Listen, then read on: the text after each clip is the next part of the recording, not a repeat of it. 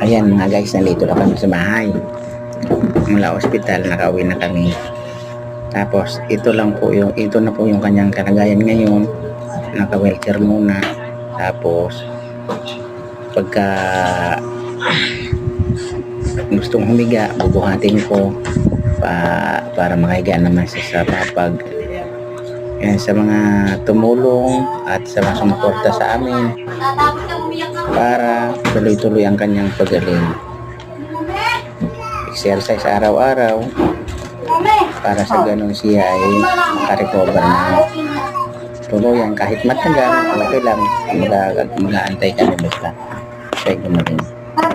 Maraming salamat pala sa mga tumulong, sumuporta sa amin. Hindi kami iniwan. Sige guys, maraming salamat. Hanggang dito na lang. Hanggang muli.